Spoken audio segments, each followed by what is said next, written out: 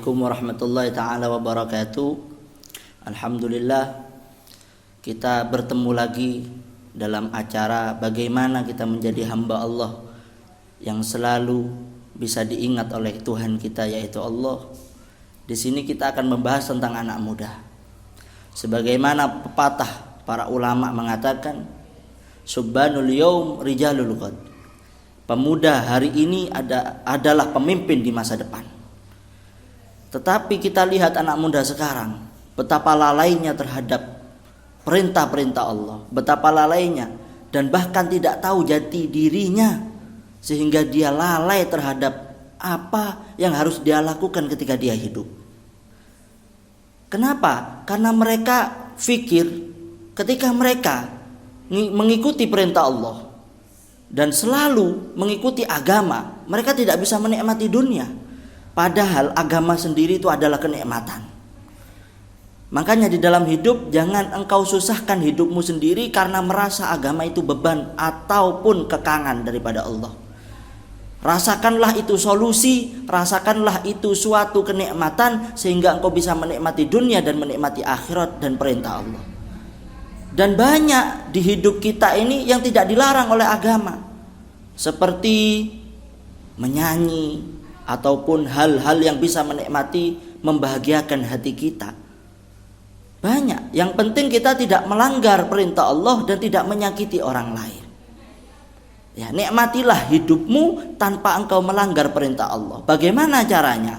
Kamu harus tahu tata caranya, harus tahu ilmunya. Makanya itu penting bagi orang muda atau anak muda untuk belajar ilmu walaupun sedikit, sehingga dia bisa tahu jati dirinya.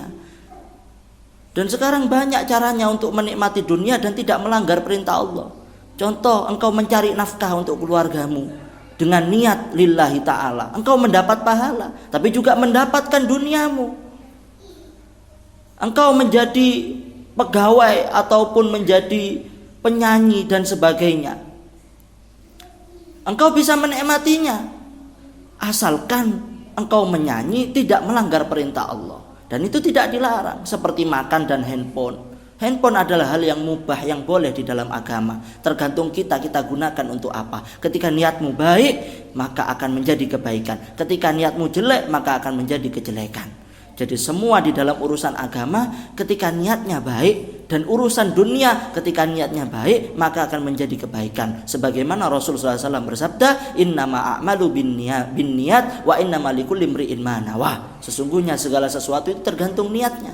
Niat kalian baik maka akan menjadi kebaikan, niat kalian buruk akan menjadi keburukan. Kecuali itu memang perkara yang buruk, perkara yang jelek, menyakiti orang, berbuat maksiat, berzina, mabuk, itu sesuatu yang jelek. Padahal kenikmatan-kenikmatan yang lain bisa kita nikmati, dunia ini bisa kita nikmati tanpa melakukan kemaksiatan itu, yaitu dengan hal-hal yang boleh di dalam dunia kita niati karena Allah, itu akan menjadi pahala. Jadi kita dapat dua-duanya, dunia dan akhirat. Kita dapat menikmati dunia juga tanpa melanggar perintah Allah, kita bisa menikmati dunia dan juga bisa mentaati perintah Allah. Itulah gunanya anak muda. Bagaimana kita bisa berpikir dengan otak kita, dengan akal kita, apa yang baik untuk kita. Ketika ada masalah, kembalilah kepada Allah, karena setiap masalah pasti ada jalan keluar, setiap masalah pasti ada kebahagiaan. Tinggal kita sabar apa tidak, kita bisa melewati apa tidak. Jadikan permasalahan itu untuk membangkitkan semangatmu, bukan untuk memutus asakan dirimu,